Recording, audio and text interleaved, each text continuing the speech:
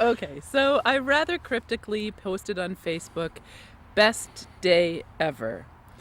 Now, some people were curious, some people were pleased for us, and some people were probably a little annoyed. We haven't explained to this point because this happened at the very end of our trip Yes. and we didn't have power. Okay, so in a nutshell, I had done a bit of research and it looked like it was fairly easy to get decently running bikes in Nepal for not a lot of money.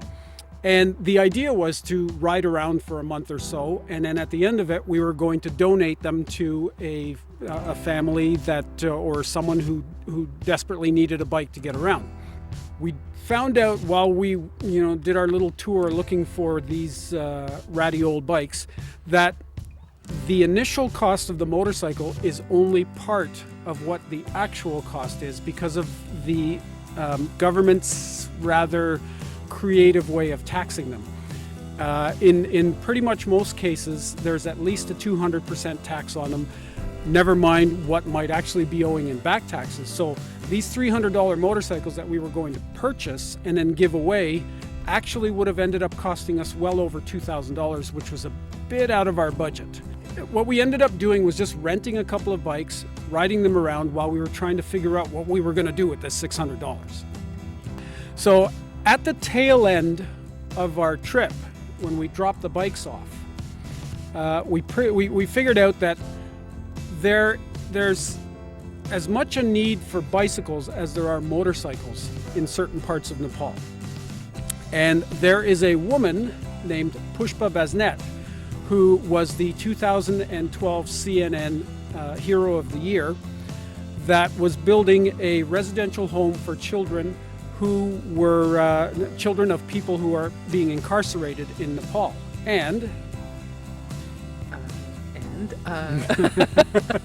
there's no social network out there. There's no social network. So if a child does not have a family member to live with while their parent goes to jail, they also go to jail. We didn't tour any Nepali jails. I'm thinking that they are not good places to raise children. Mm-hmm. There's definitely no education involved, minimal food and clothing and just the bare necessities. Not a place to raise children. Yeah.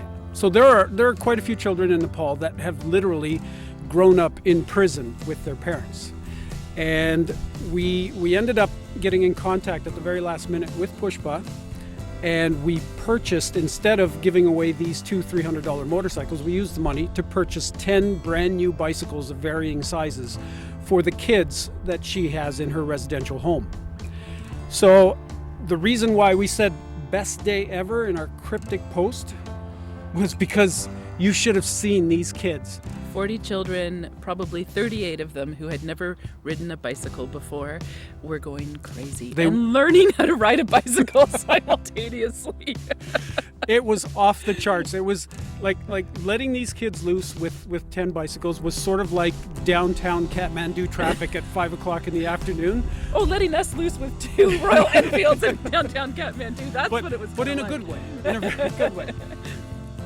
Yeah, I don't know. It was the best day ever because I've just never experienced such a warm place with loving people, excited and grateful children. It was really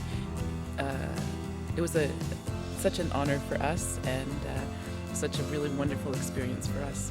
I think that's it. Best day ever. Best day ever. Yeah. Namaste. Namaste.